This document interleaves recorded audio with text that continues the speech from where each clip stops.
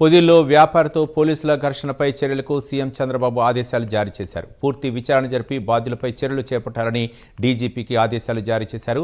ఇప్పటికే ఎస్ఐను వీఆర్కు పంపామని తెలిపారు. ప్రజల గౌరవానికి భంగం కలిగేలా ఎవరూ ప్రవర్తించకూడదని ముఖ్యమంత్రి స్పష్టం చేశారు.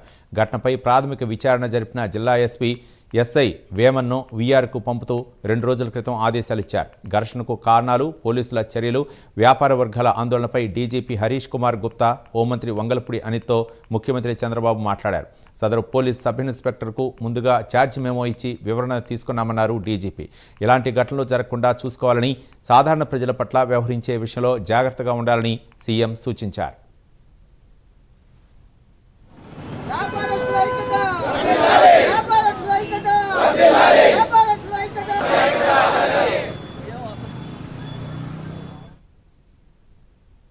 వాళ్ళ పొదుల్లో మాకు న్యాయం చేయాలని మేము ప్రతి ఒక్కరిని అడగడం లేదు.